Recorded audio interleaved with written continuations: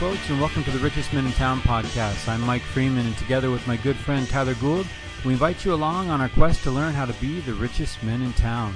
The show title comes from the line at the end of the classic Christmas movie, It's a Wonderful Life. You've probably seen the movie a million times. It's the scene where little brother Harry Bailey toasts his big brother George, who's dealing with a monumental crisis of finances, of family, and of faith. In that moment, all the problems melt away as Harry gives George the title, the richest man in town. We love that moment and the lessons it teaches, and we're committed to try to live that kind of rich life. This little podcast project is all about learning more about what exactly the rich life looks like as men, as husbands, as fathers, and as friends. Here we will sit down with people that we think have something to teach us about living a rich life, even if they don't think so. So we raise a glass to our guests and to you. We hope you get something out of it, because we know we will.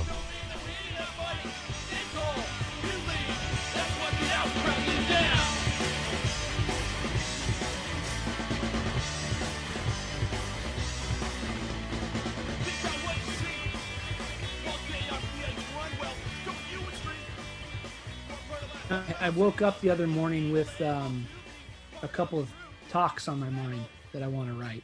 I think I sent you. Yeah, I'm curious. I'm curious about the a little more. Is that what was that? Yeah, a little more. I'm curious to even to know what you're thinking there. I just feel like, you know, when I was bishop, I always had this conversation with people about capacity, you know, and we have this tendency to like sell ourselves short as to what we think we can handle and what we can do. And you know, how many times did you have someone tell you like, oh, I can't do that. I'm just so full, right? But I feel like in those moments when we push ourselves to do a little more, that, man, the windows of heaven just open up, you know? And that's when we get a true glimpse as to what our real capacity is. And not only just capacity as far as our ability to do more, I think it shows us our true nature as sons and daughters of God. I really feel that, like, when we push ourselves beyond what we consider our limits, and we let Heavenly Father kind of intervene and fill the gaps, it really gives us a glimpse of who we are. So I'm looking forward to writing that one, and then becoming. I like that idea, which is kind of what our podcast is about. Yeah, no. I think that when I saw that a little more, I thought of something that stake president shared with us on Tuesday night, and I think he gets it from folks he serves with on the in the area presidency. But the thought was, man, when you do without being told, oh yeah, right. Yeah. The blessings of being obedient, the blessings the Heavenly Father has in store for you when you're on the errand and you're magnifying your calling, but you get into a different level when it's initiative of your own. Mike, that's like favorite. That's unlocking something. I agree, and I always think when I hear you say that, I immediately think of the brother of Jared. Right? He says, "Hey, I'm in this tight ship. We got no windows. We got no air. We're gonna die in here." And the Lord says, "Look, you're going to cut a hole in the top. We'll cork it up. You'll be good." "Hey, that's great. I don't have light, though. What are we going to do?" And he says, "Yeah, you don't have light. What are you going to do?" Right? And I just love that idea of like, yeah, just kind of figure it out, bring it back, and we'll make something happen. You know? Yeah. And the beautiful thing about that whole scenario is there's lots of ways to skin that light cat. Mm-hmm. That wasn't like the predestined, you're going to go up there and there's going to be 16 stones that are there. And the purpose for them even being there was on that day, you were going to go, no, he's got a problem. He's going to solve it. He's going to figure out a way to do it. And I just love, and every time I'm in the temple, I go to Ether 3 and I love when he says, touch these stones. I do too. Oh, like that's just like, yeah. I'm busting it here. I'm trying. Can you just be in this? Like, Can you just reach out? And I know that you can. And I know I got no business even coming to you with this. Yeah. And this right now for you is probably so lame. right? There's a million other ways to do this, but this is what I came up with. Yeah.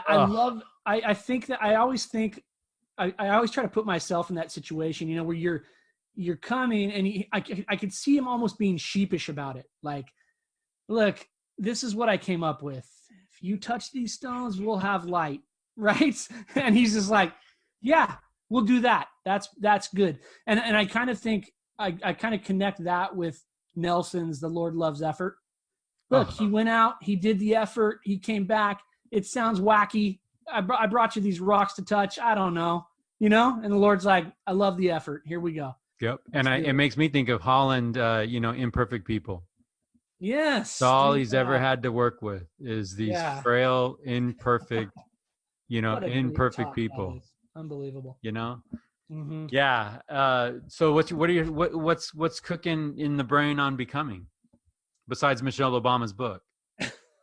Yeah, that's right. I want to become like Michelle Obama. Yeah. Right. I just think this, you know, this idea of pushing ourselves, realizing our true nature. You know, I have this thought all the time, and maybe I've shared it with you, but I used to ask people, like, I want you to think about the time that you would consider yourself the best you've ever been spiritually in your life. You know, maybe that was the day you were baptized. Maybe that's when you were a missionary. Maybe that was, you know, whenever that was. And then I would tell them the challenge is to be a little better than that, right?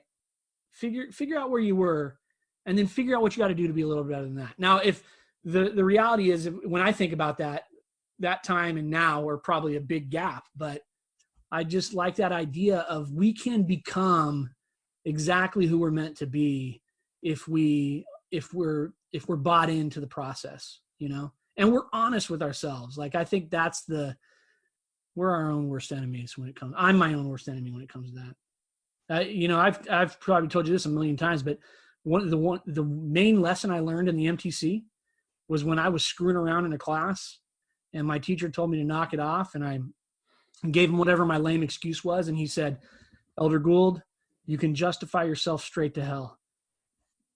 Those words just ring in my head every time I think about making an excuse. Well, you can justify yourself straight to hell. You know, anything. I could make a reason for 100 reasons why I shouldn't do what I know I should do, you know, but the reality is you can also justify doing what you shouldn't do. Yeah, that's right. Yeah. Right? Like, oh, what am I hurting? Who am I hurting? Yeah. But if you can, I can't believe I'm going to say this word, right? But I had it compared to justification is masturbation. You're only screwing yourself. That was probably a senior comp who, you know, maybe had a month left or something, and was just like, "Hey, look, man, that is good. Let's just call it. Let's call a spade a spade." I love that. Yeah. You know what? There's something powerful in just dropping it like that quote, or justify yourself straight to hell. I mean, I'll tell you, man, there's been a ton of times in my life where I could have been offended. You know, Wayne Mayer, remember Brother Mayer? Oh yeah. I've told you this. I was sitting in Elders Quorum. I was Elders Quorum president, and I can't remember what ward, but I was in a combined ward conference, combined Elders Quorum class, you know, or priesthood.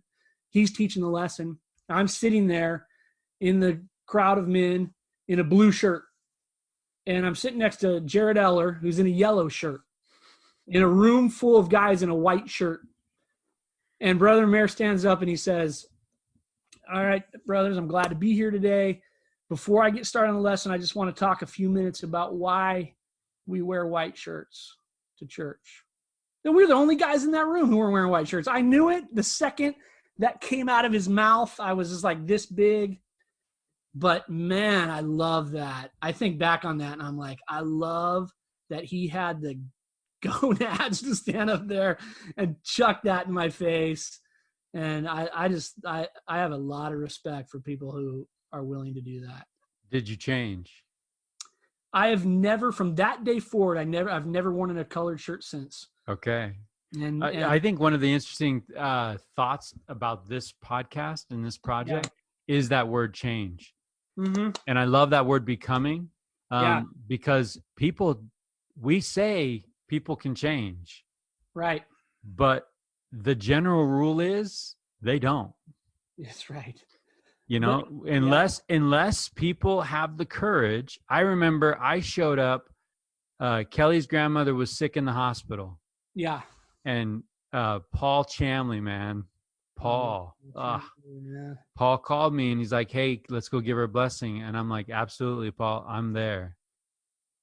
And I'm shorts and a t-shirt.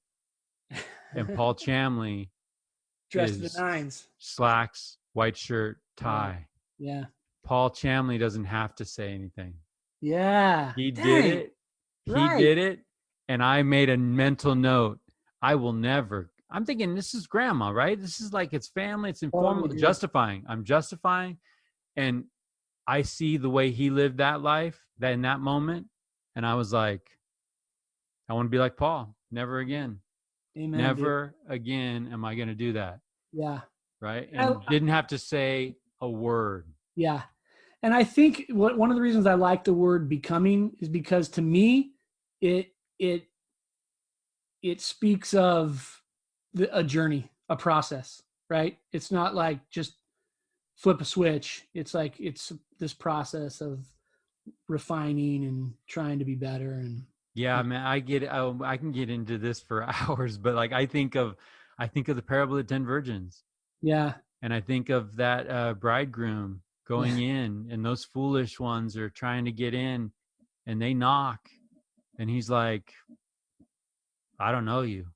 Yeah. And I think there's a footnote in our text. There's a footnote, you know me not, but I really love that I don't know you, because in my mind, I'm trying to become who he knows. Right. That's it. I know I was there. Yeah. I know that I was there, and I knew him before I came here. Yeah. I'm trying to become who he knows, so that when he sees me, I'll be that guy. Yes. Right. Not dirty, broken, mortally sick down here, but I'll be that guy. Yeah. And the fear is I go knocking and he opens and he's like, oh, that's not the Mike Freeman. Yeah. That's not the Mike Freeman I know, man. Yeah. Like, yeah. Like, okay, so this episode is about taking our own medicine, right? This episode is about, we're going to be bringing in some guests and we're going to be asking them some questions. And full disclosure, because these are our friends and we want an interesting experience, we are going to be letting them know what we're asking them. Give and take, we're going to be we're going to be giving them a ballpark idea of where we're going to be going in the show. And so I thought, we had a cool experience in the history of the podcast. The other night, we called a couple of buddies on a Zoom and we pitched it and said, hey, what are your thoughts? And they were all about it. That was kind of cool. That was cool validation on the part of, like maybe we've got something here that will resonate with other folks. I love that call. It was fun. And I thought that their reaction was exactly what we wanted. Even though I would, if you had asked me how should they react, I wouldn't have been able to tell you, but how they reacted on that call was exactly what we wanted. Yeah. We couldn't have scripted any better. And I can actually see that. I can see that repeating itself every time we extend the invitation to be on the show. I agree. So the thought is that, so the guests are coming. We've got one lined up. A good friend of ours will be joining us. But the thought would be, let's give a test drive on some of these questions, right? Yeah. Let's take our own medicine and let's see what these questions stir up in our hearts as we think back on some things that maybe we've experienced, good things, bad things, and in that path, in that journey of becoming, what has life taught us up to this point, so that we can maybe use that as a frame of reference for lessons that we're going to be learning ahead. Yeah, I like it.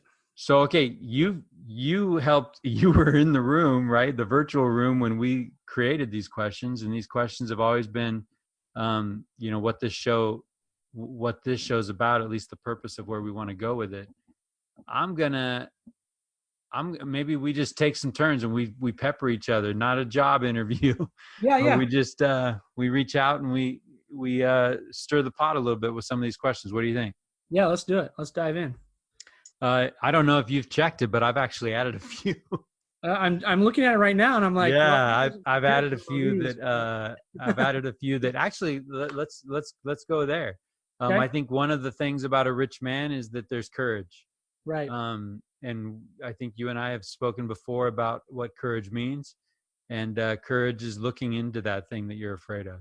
Yeah. But not letting it take you down, right? Not letting it win. Right. We know that fear does not come from God. We know that it doesn't mean we don't have it. Right. So I added a question just tonight, asked just in my mind, kind of picturing sitting down with some of the great people we're going to be sitting down with and asking the question, what are you afraid of? So Tyler Gould. Yeah. What are you afraid of, man? Oh, man. I mean, there's a lot of things I'm afraid of, but I will tell you. I'm not talking spiders and speaking in front of people, right? Ladders or heights or. I think I'm talking about. Yeah, I got you. I think one of the things I'm afraid of is letting people down. That's a fear. So let me, and that's an interesting thing for me, because I think there's times where we have to be willing to let people down. It's going to happen. It's going to happen. We can't be everything to everyone, right? Which I think that's something I maybe struggle with. I want to be. I don't like to see people disappointed. I don't like to see people sad or hurt. Man, so as you say that, I'm going there in my mind. Yeah. Right. There's been some times where it's like, oh man. Yeah. Wow. And it's out, right? It's not like I'm walking around like, hey, I got this and I'm holding it privately. No, it's out. Yeah. Right. Right. Right. It's so out. I think letting people down is something that I'm afraid of. And there's been people that I've let down that I think I've come to terms with that. Right. And I've made peace with those people, but I know there's people that I've let down that I've still got work to do, to either repair something there or maybe swallow my own pride. There's some things there.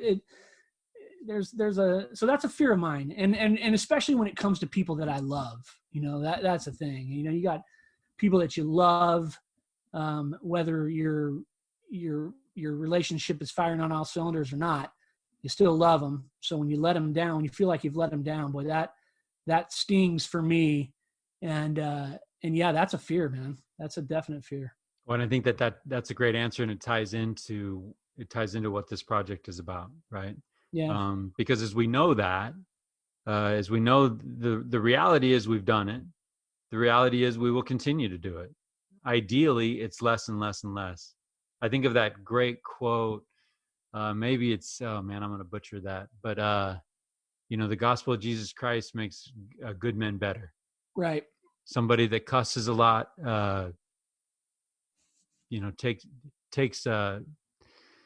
takes the invitation of the Savior and follows him and tries to follow his example and cusses less and less and less until a day when he doesn't do that anymore. Right. They may smoke and they smoke less and less until a day when that's no longer in their heart.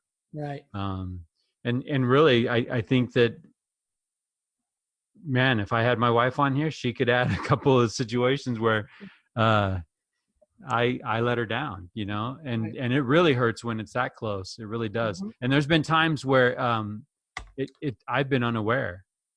Yeah. That is one of my fears. I have a couple of them, but one of the things that I'm afraid of is that what if I'm walking around this life thinking what I'm doing is enough? And it's not.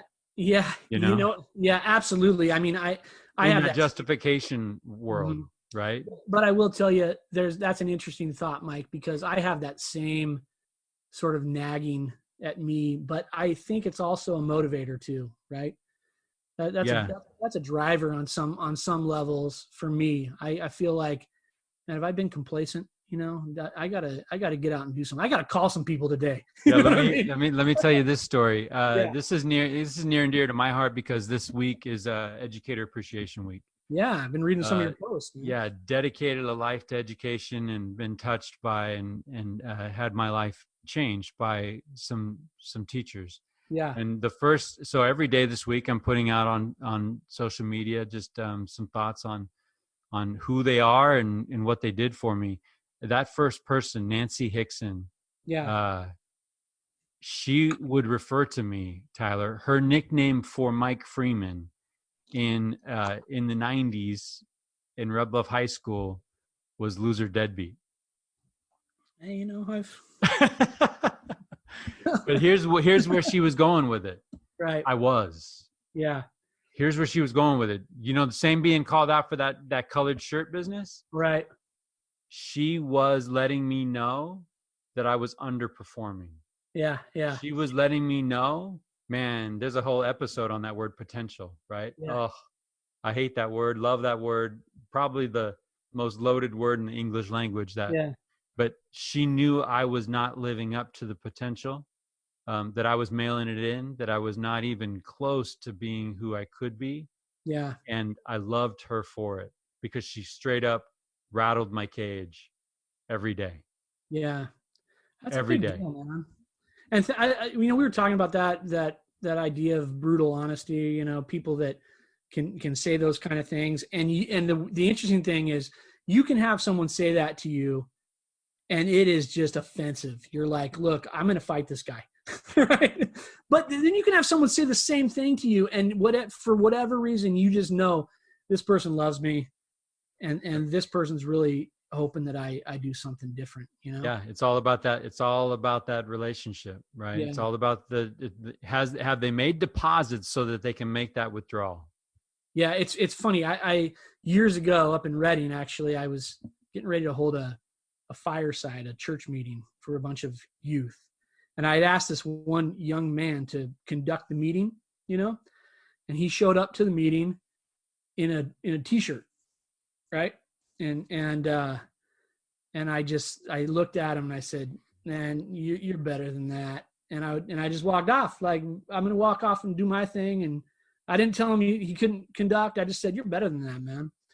And he, you know, walked the other way and came back 5 minutes later with a white shirt and tie on and conducted that meeting and killed it, you know? And I think, you know, and the reason, right, is because I think he knew that I loved him. You know, he was a good kid. But I'd had a lot of people in my own life that did the same thing to me, you know, flick me in the back of the head and say, hey, you know, straighten up. And I knew it, that they were flicking me in the back of the head because they love me, you know? But he was playing small. Yeah, absolutely. Testing the waters, right? Yeah, he was playing small, and he knew when he walked into that meeting that he was not prepared for that meeting, and that he was testing you or testing everything, right? Because that's what kids do. And that's what you did with that teacher in high school, and she saw through that, you know? Yeah, yeah. Cool. You know, the un-Hollywood ending of that story is when I'm in college and I'm sitting there in what am I going to do with the rest of my life? And I decide that it is education. I go back to high school and I go on campus and I go into her classroom and I say, hey, Mrs. Hickson, I'm going to teach. And you were an influence. You have inspired me to do this. And she looked at me and said, what the hell are you thinking? These kids don't read. All the parents are on drugs.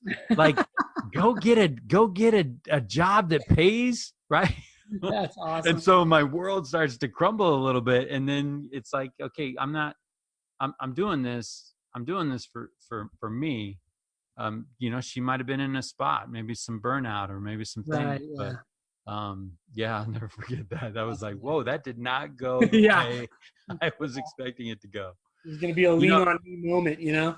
Yeah. You know, one of the things that I would actually put on my list of things that I'm most fearful of, and I loved your answer. I'm afraid that, you know, the things that matter most are slippery. No, for sure. They're fragile, and they require care, and they require nurture, and they require attention. And my fear is that life is going to give me a crisis, and I'm going to go to grab that thing that I really need, and I don't have it. Yeah. Like I go to grab it to defend it. I go to grab that faith. I go to grab that testimony, Right. and to face that Goliath that is staring at me, that I cannot do on my own. And out of my own neglect, it's slipped out of my hands, and I don't have it. Yeah. That freaks me out. You know what, Mike? It's funny because you and I, again, have had this conversation in the past. I like to read books about historical figures and, historical events. And I swear, man, I read these books and I'm in awe continually of just people and like the human spirit and the ability to overcome these incredible things. And I always try to stick myself in the middle of that. Like, what would I do? And I'm the guy who's like, the redcoats are coming. I'm like, look, people, relax. They're not that bad. We got a pretty good life, man. So, and you always tell me, you're like, you know what, dude, you're in those situations, you're going to rise up, you know? And I think but that's a valid fear that you bring up. I have that same thought sometimes, especially when it comes to like my family, like, how fragile are the things that we love, that will endure through the eternities. Those things are fragile. Well, and think about it. A friend calls you in the middle of the night and their world's falling apart. Yeah. And you go and you try to respond to that situation with your own faith. Right. And it's not there. In fact, it's kind of like, this is a terrible analogy, but it's like Millennium Falcon. Yeah. Right. And the bad guys are coming and you try to hit warp speed and it's like, Yeah. No. and I think it's a healthy fear because it, a fear like that compels you to take care of your business, right? To make sure that you are okay and that you're right where you need to be right. It's almost like, that, is it I? Yeah. One of you is going to betray me. Is it I? Yeah. That mentality of like, I don't want to be that guy. Yeah. And I know the things that matter most require that care and attention. And I'm going to try to live on a daily basis, providing that attention that it requires. But it concerns me. And I've seen you and I have both seen people where that challenge comes and it's like, redcoats ain't so bad. Yeah. I'm gonna, this is where I stop. This is where I stop being that person because it just got too hard. Yeah. It's still true. Right. But it's too hard. Yeah. No, and I think that's it's a valid fear, but I think too, we talked about this, I think last episode a little bit, this idea, that we have to continually putting in effort or work or, to the things that matter most. And that obviously that's our families and everything else, our jobs. Right. But I think on a personal level, we have to be really committed to some spiritual growth when it's just you and the four walls and a book. I think those are the moments where we really can start to fill in the cracks and the crevices a little bit with some something that's going to firm up the foundation. Yeah, and I really hope that out of the conversations, action happens. Yeah. I mean, and for us, so selfishly speaking, we were very clear in the first episode, this is about us. And if it happens to benefit other people, which we know it will, then great. But man, as we talk to these folks, we're going to feel some things, right? We're going to have an idea or have a thought or a person. Usually it's a person. Man, I got to reach out to that person. I need to serve that person, need to help. We're going to be better men if we do that. Yeah, absolutely. Not think about it, not write about it, not talk about it and record it for a couple of hours. Yeah. But actually out of the conversation say, okay, I'm going to do something about that. Right. Yeah. I'm going to commit and it's in the doing. It's in the doing. And we've heard it, right? Do better to be better. Right. That becoming is an appropriate, that's a great thought because You become by doing. And we're not doing to earn points. Yeah. Right. We're worthless. We're worthless creatures, right? We by the grace of God go I. Yeah. And we're not doing these things out there to win the honors of men. We're doing these things so that we become something different. Yeah. Right? We change. And you certainly can say, I mean, I can think of moments where, I've had conversations with people, and I'm going into that conversation knowing that they're in need, and I'm feeling like, ugh, I'm not 100% there, but that ability to kind of dig deep and reach a different level and say, okay, I can help someone else. I think those moments have helped me more than it's helped anyone else, right? Where I've just come out of there going, yeah, that was. Yeah, if this show's about uncovering the secrets of the universe, right? The little George Bailey truths that change people's lives, that's one of them. Yeah. When service happens, right? When we dedicate ourselves to service, all of a sudden it puts our own problems in an interesting perspective. Absolutely. Hey, okay, so talking about change, talking about becoming, you and I believe this. We have a good dear friend who I remember the first time he told me that, and I latched onto it. We're going to be talking often on this program about life turning on tiny hinges. Yeah. Right? Yeah. Our lives have this way of pivoting at some crucial moments. So could you think of a tiny hinge moment where one seemingly small thing happened that changed everything? Oh my gosh, dude. That's hard because it's hard because I have in my mind, I have this really lazily kept Rolodex, right? A Rolodex. Yeah. And yeah, that's how my mind works. That's like old and decrepit, but great model. But it's full of these almost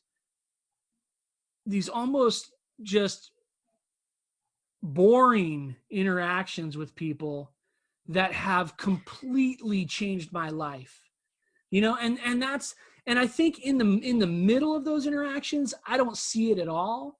But when I've got those, a few days, months, years behind me, man, I look back and go, what? That was one of them, and I a lot of that for me is, like I could say, when I was 18, almost 19 years old, I was getting ready to serve a mission for my church.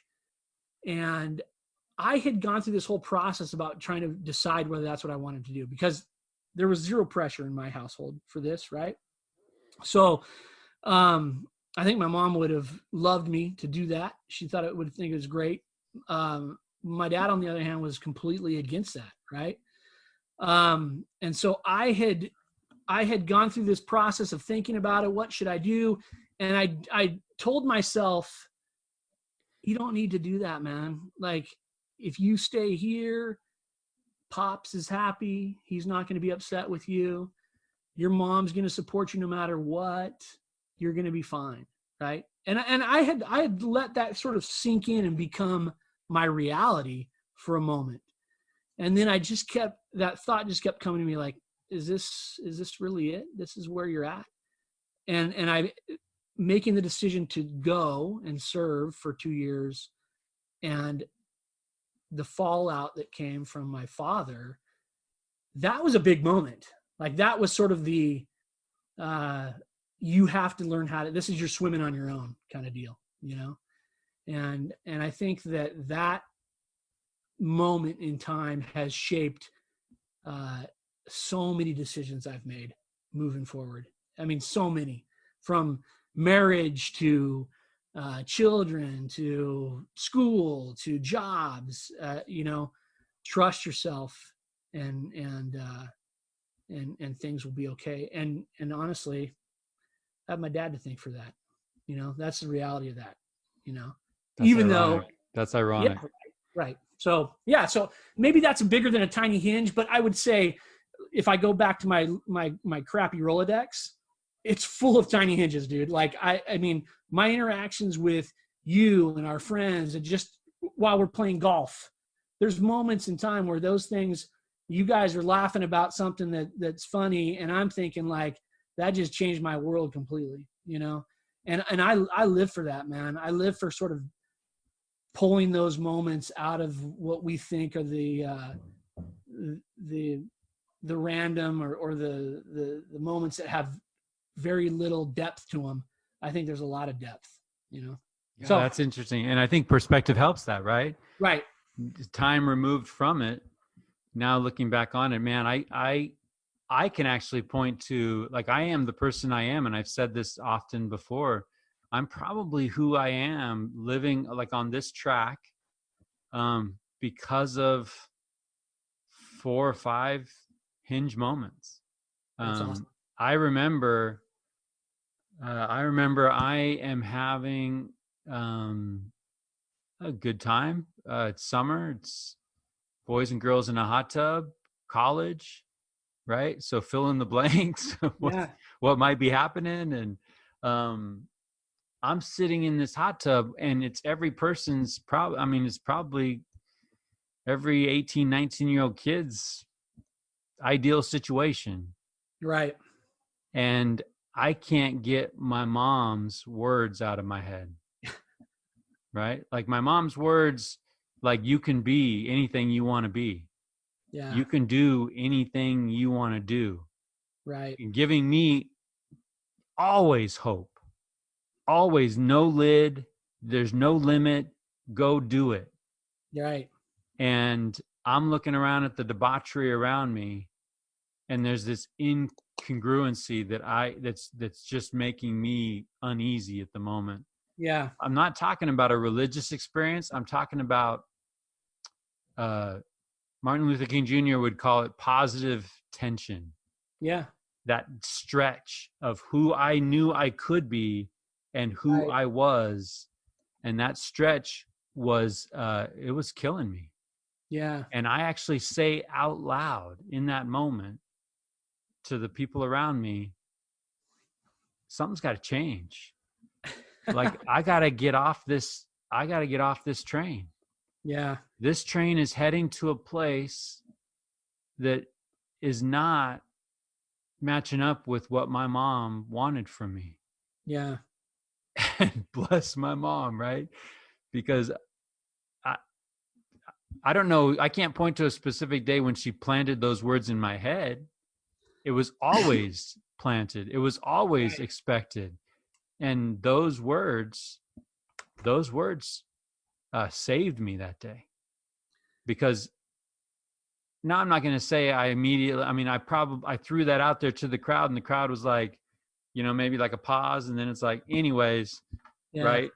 But a seed was planted that day where I drew a line in the sand, and I was getting off that train. Yeah. Some way, shape, or form. I needed help, and I needed to make some changes. And that's why it's so fascinating to me when some people have those moments and don't take it.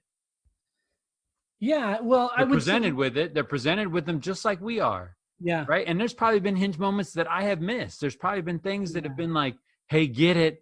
And I'm like, whatever. Right. And I'm doing my thing, or I'm doing what I want to do.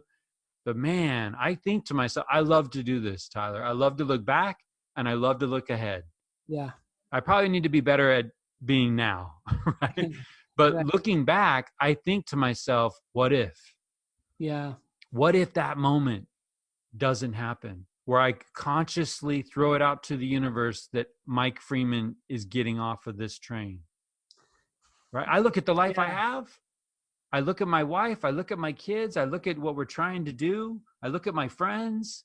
I look at the experiences that I've had. All of that crumbles. yeah. Like if we're going back in time and we're doing like, time travel, and we want to mess with stuff, go back to Mike Freeman at that hot tub and take that moment away. It all crumbles. Well, I like that thought, Mike, because that's sort of my, that's that Rolodex. It's like I've been in so many situations in my life where, yeah, the words of someone comes ringing into my mind, whether that's my mom or even a friend, that said, dude, I'm leaving, you should go, and I stay. And then as things go south, I'm like, oh, geez, I should have gone with that dude. Like, this is not good, but that's a beautiful thing to bring up though. Cause sometimes that hinge moment we learn through pain. Absolutely. Right. And I was going to say, there's plenty of times where I've had that thought and ignored that thought. And boy, I don't like that. Right. Like now, I'm sort of at this place in my life where if I have a feeling that I need to do something, I'm doing it, man. Like, it's got to happen, and it's got to happen fairly quickly, or else I'm feeling like I'm missing an opportunity. But there's been plenty of times where that hasn't been the case. And you're right.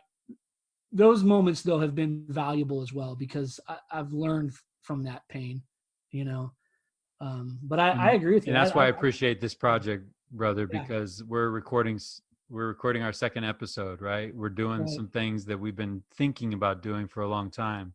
Yeah. And to me, there's something liberating in the doing. Come what may, right? Focus on the process. The outcome will take care of itself. But like, I appreciate the fact that, we're taking this time and creating this space to have these conversations, because this lifts me to higher ground. I love that. There's one line in the New Testament where, the Savior just says, "Friend, let us go higher." And I don't even, it's totally out of context of what he's really talking about, but I just highlight that. And I'm like, that's what I need.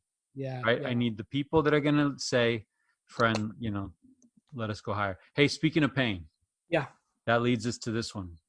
Okay. I probably need to Google this, and we'll put it in the show notes, because somebody much smarter than me said it. I just grabbed it, and I always say this: we only learn through pain. Yeah. Can you give me something that you carry in your heart that you know to be true right now, and the reason why you know it is because it hurt? You learned it the hard way.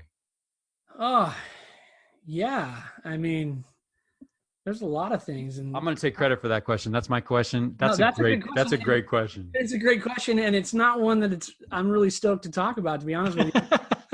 I mean, there's a lot of things, but yeah, I mean, me as a father, yeah, I know what I want to be as a father based on what I witnessed as a kid. Okay. And those things were not always super positive, So I do remind myself of that on many occasions when I am frustrated, upset, fired up about something, and the train starts to leave the tracks a little bit. I remind myself, like, look, dude, you grew up with that. All right. Like, let's fix it. Let's bring it down, and let's get this thing back on track. So man, those Goulds are fiery. They can be fiery, man. And I mean, so yeah, I honestly, Mike, I think about that all the freaking time,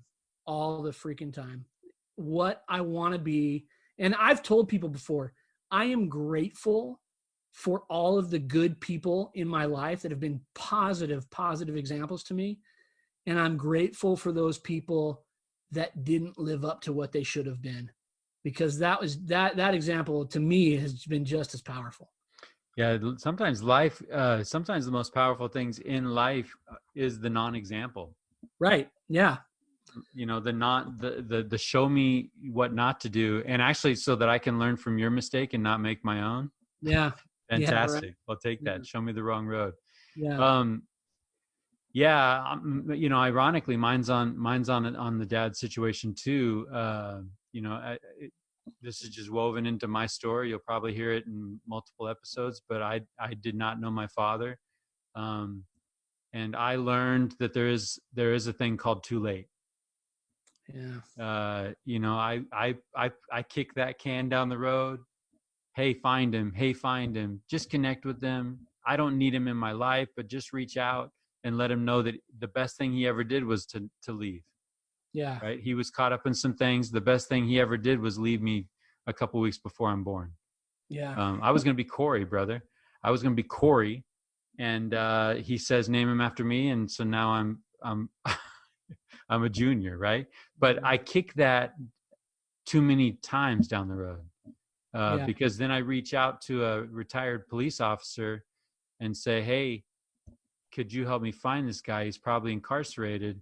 Long story short, he passed away in a trailer in Ocala, Florida from a medical coma or a diabetic coma, right?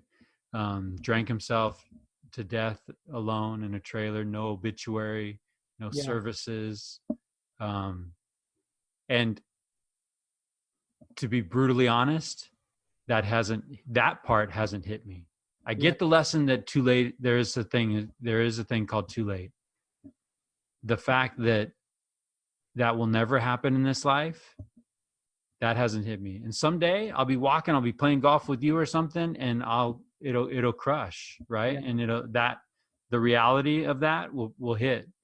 Those conversations will never happen in this life. And right now maybe I'm just really good at distracting myself and avoiding the emotional confrontation of those twos. But there is a thing called too late. And it kind of goes to your thing. If you have a feeling, if you're thinking about doing something right now, like I don't want to quote Van Halen, but I will. I won't sing it. But right now is your tomorrow. Right now means everything. And again, I think this is sort of a recurring theme, but this, if I would have known that when I was younger, to just take action when the thought was there, I probably could have avoided some pitfalls and some pain in my life, but what the heck? I'm 45. I'm trying to figure it out now. Might as well, right? Well, that's that cast it forward, right? Pitch it forward. So think about where you are and think about where you're going and that track, right? I don't have a fatalist approach to things. I don't have a destiny kind of thing. I am an agent unto myself. I'm to act and hopefully not be acted upon. Right. But man, learn it, take it, and and say, okay, moving forward. But you know what else, Mike? I think too is that I've told people this before. When I'm talking, I've been talking, having a conversation with people who are going through some hard things, and there's just like this level of shame, like, oh my gosh, my life will never be the same because of this. And I've always told people, like, you've gone through this experience, and at some point in your life, you're going to be looking at someone in the eyes who's going through something just as difficult. And the only way you're going to be able to lift them out of that gully is because you've gone through this right now. And that's sort of the irony of life, right? That we have to get beat up and we have to get kicked in the shorts a bunch of times. So when someone says, man, someone's kicking me in the shorts, you can go, yeah, I know. And you'll be okay. Like, because we've gone through it. And again, that's sort of the process of going through the war enough times that you can see that you're going to be okay at the end of it. But boy, there's a lot of people that you've helped and will help, can continue to help because of that thought that you have, that, hey, there is such a thing as too late. So not a question on the script. Actually, we're going to leave the script. I'm going to throw you one. You just said something and it kind of triggered something, right? Yeah. I mean, I think that the question is, when we're all dealing, right? We're all dealing with hard things. How do you deal? Oh man. Like, what is that? What is that formula? And have you ever been in a moment when down the road you've realized that you're now holding a strength that was once a weakness? Yeah. So, okay, let me try to dive into that a little bit. All right. Double header there. Yeah. So how do I deal? How do you deal? I'll say this, like, one thing that helps me deal is my faith. So I'll just throw that out there right up front. That's a big thing for me. To be able to turn to something that's bigger than me, that I feel like can help pull me through something. But there's been plenty of times where I've been ready to throw it in and just call it a day. It's all over. And it's been, so how do I deal? I deal because I know good people that for whatever reason, and sometimes there's no reason, they love me, they treat me good, and they're concerned about what my final outcome would be. I'll put my wife at the top of that list. She's probably seen the darkest of the darkest, and when I'm ready to say, look, pack your bags and get out of here because this ship is sinking, she's willing to say, all right, let's suck it up for a second. We're going to be okay. And I think part of that is just surrounding myself with good people that maybe see more in me than I can see in myself sometimes, so that's how I deal. That and my faith, right? I mean, I can't tell you how many times I've laid in bed and probably prayed for freaking hours on end, for some kind of outcome or thought or revelation that might get me out of a pickle or whatever. Isn't that interesting? Like, so many times that answer comes with strength to get through it. That answer comes with deliverance from it, right? It goes away. And some you're stuck with. Yeah, right. And sometimes, we're still looking for those answers. I would say too, in that faith helps me house the idea that I have been helped before. Yeah. I will be helped now, and I will be helped in the future. And it's all for experience. Yeah. It's all for experience to be able to point me to say, yeah, remember that one time. There have been moments when I've looked at my wife, I've looked at Kelly, and it's like, there's going to be a day when we'll look back on this and say, how did we get through this? Oh, totally. Absolutely. Having that, the opportunity, the eye of faith to get that vision of like, we're going to be on the other end of this. Yeah. Right. They can fire you. They can't eat you. Yeah. Well, it's funny. I have a friend of mine who, he should be a guest on this at some point. Write him down. Let's do it. He's a Vietnam veteran. He's a really smart guy, and he went to Vietnam as a machine gunner. And I'm going to botch a lot of these details, but I have a lot of talks, and we'll put the corrections and retractions in the show notes. Yeah. But Steve Harvey, by the way, Steve Harvey from episode 1. He was telling me that when he found out, that he got drafted in the Vietnam War, and he found out his assignment to be a machine gunner. And these guys carry the big machine guns, and they walk through the jungles, and they go on, on deployments or whatever through the jungle looking for the bad guys. And he was sitting next to some random guy in the stand in the school auditorium as they're handing out these assignments.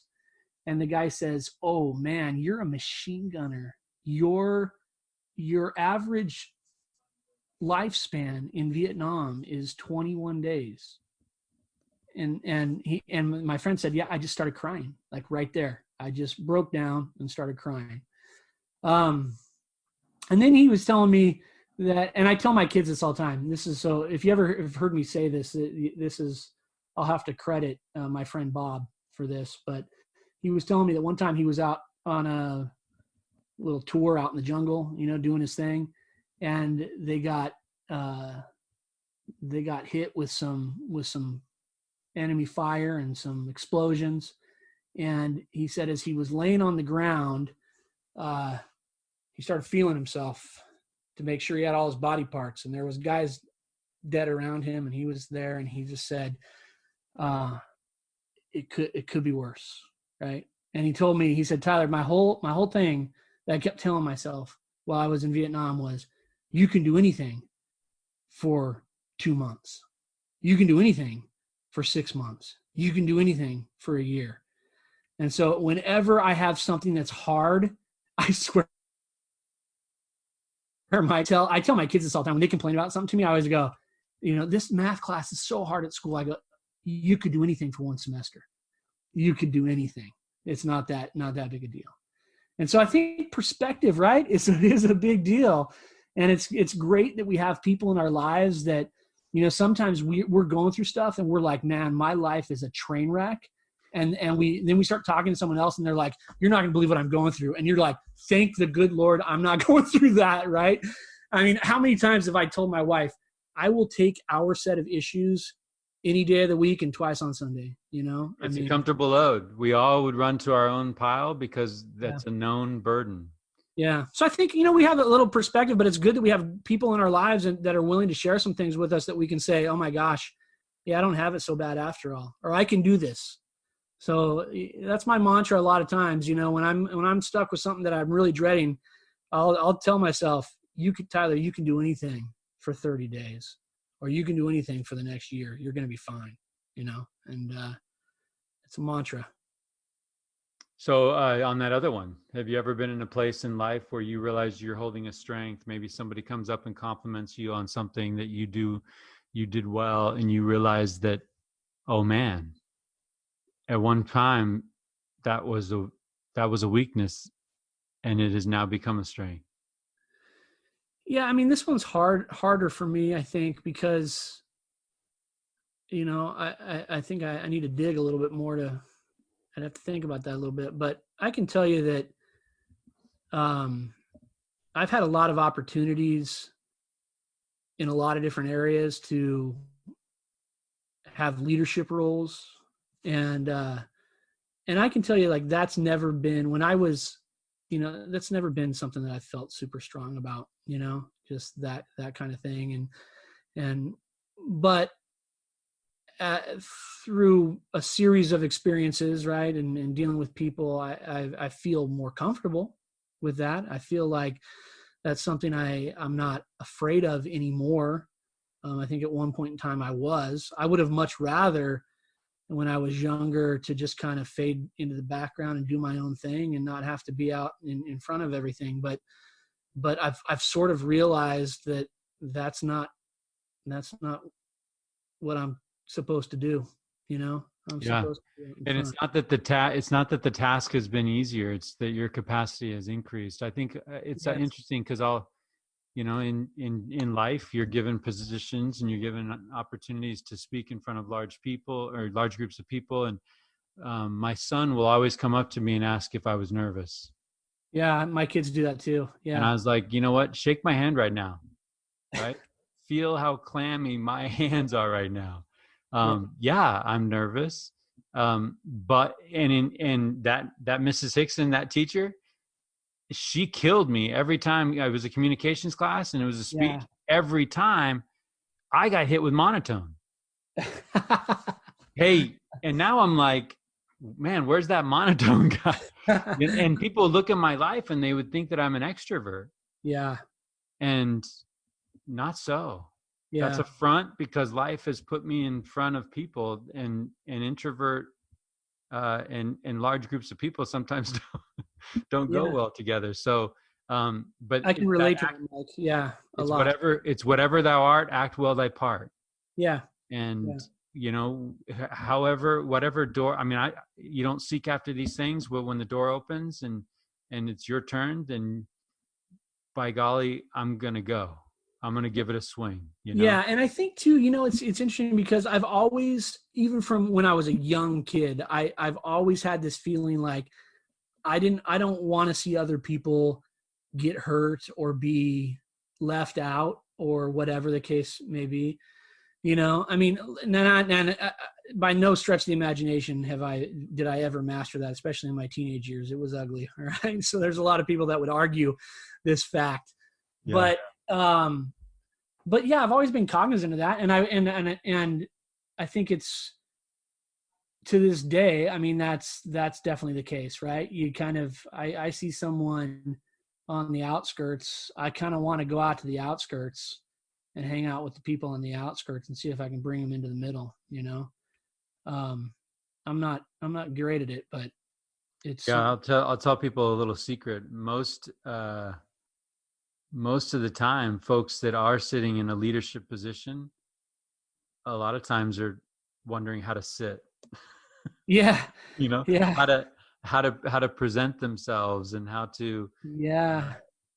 you know, I mean, it Yeah. is, it's an uncomfortable situation for sure. Yeah. At least the good ones, right? I mean, the Yeah. reluctant leader, the humble leader. And I think that's important. But Yeah. yeah, I think that, and there have been times where all of a sudden, um, you'll realize that thing that you struggled with is now not only behind you, but like you were talking about earlier, you are now in a position to help somebody with that trial. Yeah. Right. And I've had positions, or I've had situations in my life where I am confronted with something that I know is suited for me because of where I have been. For sure. And I've had people say, wow, that is so fantastic that you had that experience, because that lesson is exactly what I needed to hear. Yeah.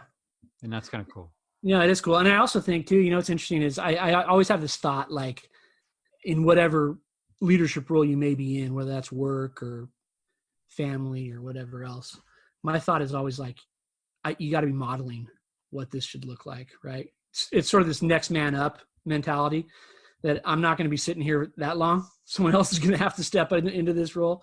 And boy, I have that mentality because of good people that looking back were totally committed to modeling how things should work to me. I say things sometimes that are just complete robberies of good people that I knew back in when I was a kid, because it's Well, just I'll tell you that, like behind the scenes, kind of pull back the curtain. I can guarantee you this: if you are anywhere and I am about to speak into a microphone, I just prayed for grace, and I just said to myself, bold enthusiasm. yeah, that's awesome, dude. That's what Yeah, I'm trying to model, because nobody wants to follow somebody that isn't enthusiastic about where they're going. And yeah, that's nothing right. great has ever been accomplished without enthusiasm, right? Yeah, In the recipe. Hey, I'm really looking forward to what guests might have to say about this next question, because I really do believe that we are a product of choices. We are a product of people that we have had an opportunity to interact with. I've shared stories about, about an amazing mom and a completely gone dad, right? yeah, yeah. So, and both of those things have had significant impact on my life. So I'm curious, Tyler, if you could share someone that is on your personal Mount Rushmore and why, and not famous, right? Abe Lincoln, I get it. Right, yeah, yeah. George Bailey, I get it. Are I'm we? talking about personal relationships, people that you have had in your life that, and I'm not talking pedestal, right? Yeah. Mount Rushmore is people that you look to, people that you think, what would so and so do? I think that's a good kind of a measure. Mm-hmm. So someone from your personal Mount Rushmore.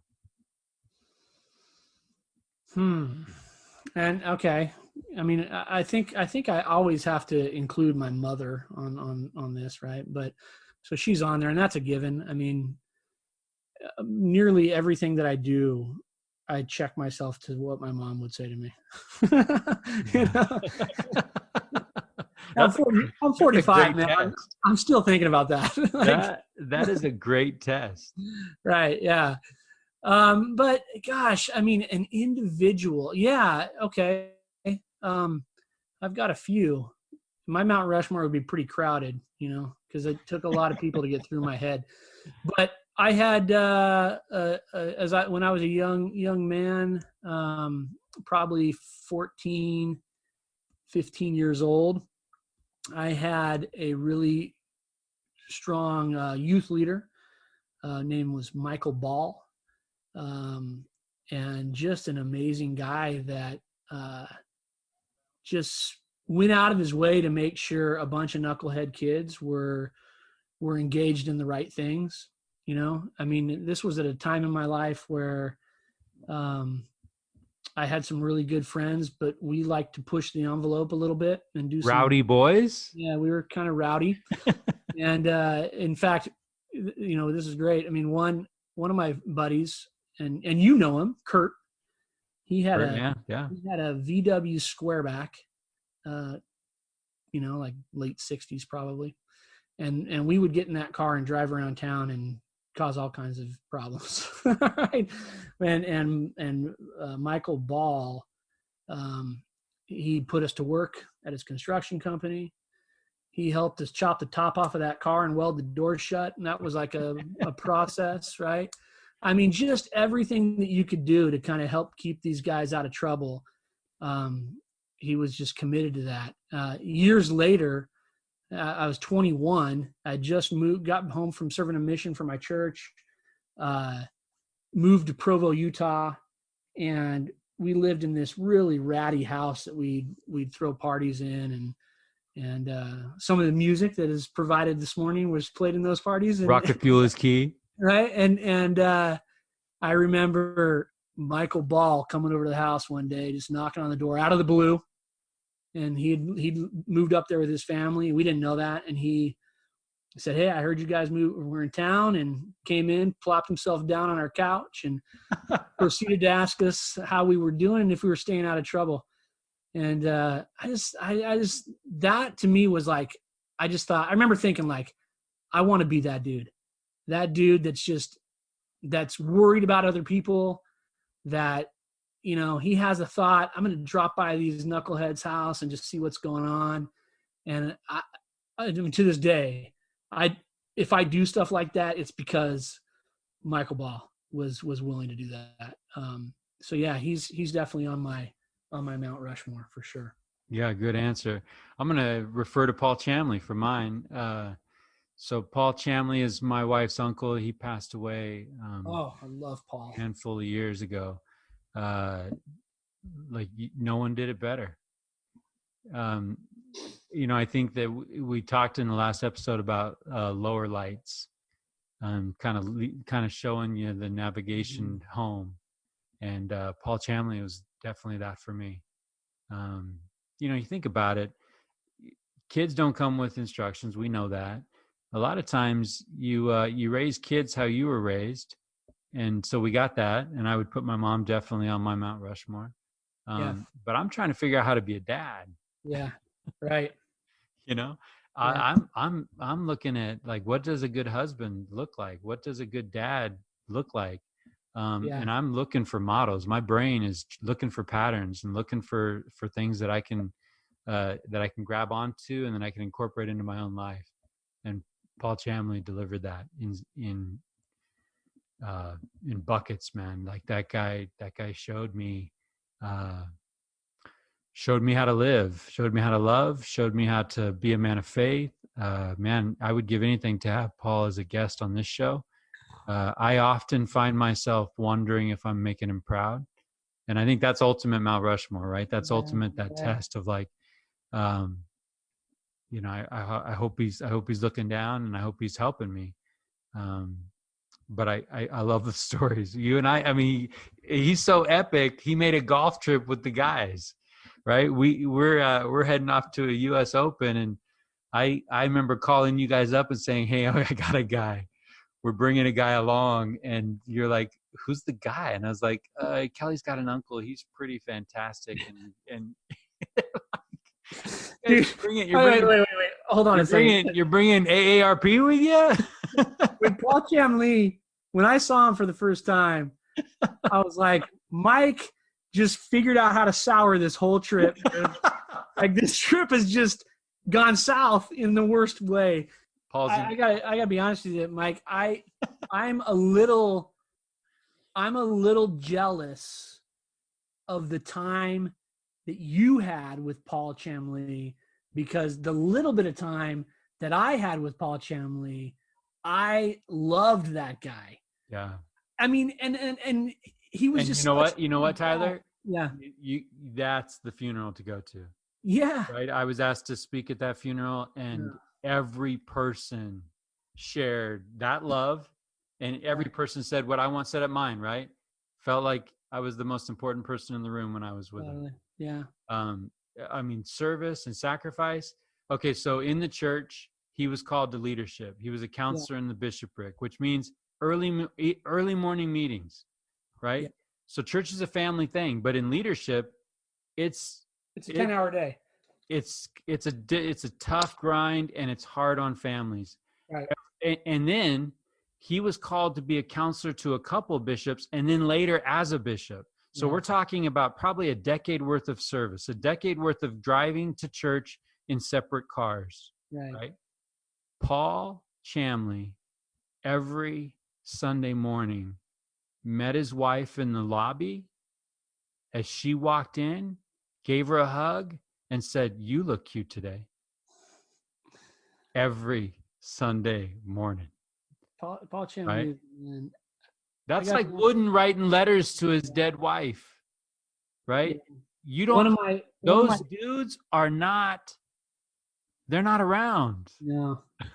I'm just super grateful that you drug his tired old bones to that golf tournament, because he was the life of the party, and I created a friend that I loved, man. And one of my regrets is Paul Chamley was down here in San Diego and hit me up for dinner, and I was busy, stupid, freaking busy. I love that guy though. He belongs up there for sure. Yeah. Thinking of Paul right now, thinking of his family. He was a SoCal guy. His mom, so we're talking like LA, Long Beach. Yeah. His mom is pregnant and due any minute. So she goes back to Utah so he can be born in Utah, is living there like maybe, 2 weeks, and goes back home to Long Beach. At his death, his email was, "Utah native son." Oh man, Paul Chamley. I love that guy. Great guy. I mean, that golf weekend will live in my mind forever. And Paul is at the forefront of many of the riotous laughs that were had during that trip. So. Yeah. He poured everything he had into every moment with everyone he was with. So, and that's the dude we're chasing on this show.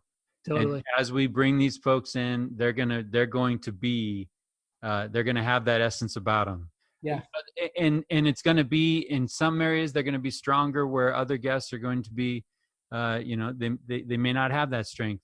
Every week, they may not be talking the same language and good at the same things. And that's the variety of life, right? That's the diversity that we're all looking for. But there's going to be nuggets, and there's going to be lessons that these guys have that, man, we need. So I'm excited about that. I am too. I just think of all the people that you've interacted with that have just had, I just think of Wiseman, right? Some of the things that guy said. Yeah. Oh my gosh. Yeah. He's there. Actually, he's there for me, man. I mean, and I actually, this is how great that is. It's Educator Appreciation Week, as I mentioned earlier. Yeah. I almost put his name up as a teacher, and he's an attorney. Yeah. I think of the lessons, when I think of the example he was and the life lessons that he taught, of course he's a teacher. Mike, I quote him to this day. He was so good at, what I loved about him was his ability to trust people and to empower them to be the best that they could be. And he didn't do it through like coercion or flattery. He just looked you dead in the eyes and said, "You know what? You're the right person for this, and you're going to do this right."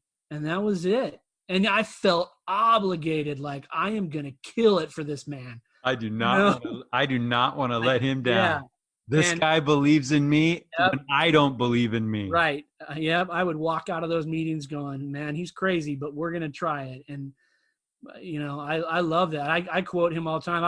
He would tell me all the time, I'd ask him, "Hey, can I do this? I'm thinking about this." And he'd say, you know what, I think that you're on the right track. What do you think you should do? And then I'd give him my feedback, and he'd say, yeah, you know, you should trust yourself. That was what he'd tell me. And so I would tell people that all the time. I tell people that all the time to this day. Leadership, they ask me, what do you think? I say, what do you tell me what you're thinking? Yeah, you should trust yourself. You know, I mean, it's powerful stuff. He was a great leader of people. Still is. He's still out there.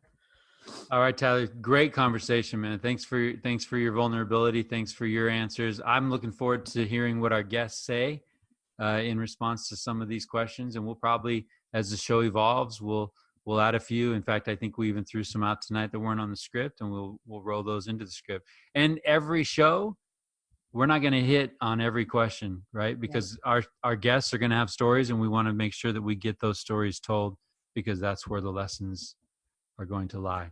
But the show is called Richest Men in Town. It's been fantastic to see our guests humbled at the invitation to be on a show with that title. But we're going to close every show. Every episode of this show is going to be wrapping around that question. So for you, Tyler, what does it mean to you to be the richest man in town? To be the richest man in town, to me, is to be surrounded by people that I love, that I trust, and that love and trust me and expect the best out of me and demand that from me. That's a rich life. What about you, Mike? What does it mean for you to be the richest man in town? To me, it means that I'm worthy of the trust of the people in my life, that I am walking a path that I would be okay with others following, that I pattern my life after the wisdom of the ages, right? That my life is built on true principles, that I know who I'm not, and I'm not okay with that. I love that. It would be nice to not have to worry about college tuition and, not have to worry about car payments and those kinds of things. But I would trade all that, right? I mean, first, what does it benefit a man to gain the world and lose his soul? I want to be comfortable in my own skin. I want to be worthy of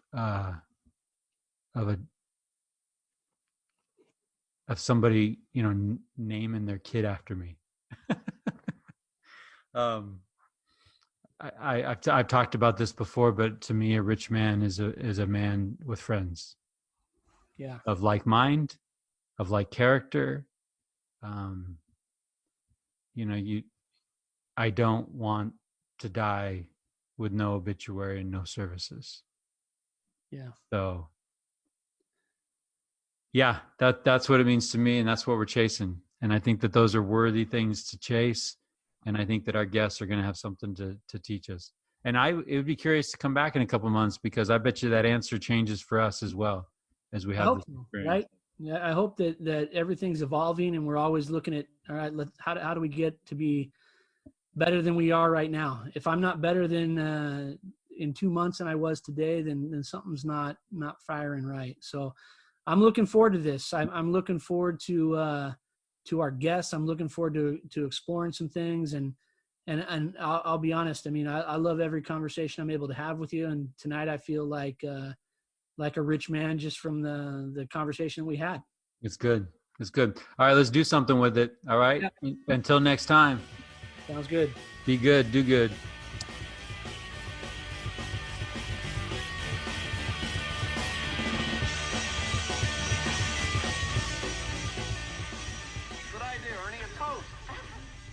Big brother George, the richest man in town.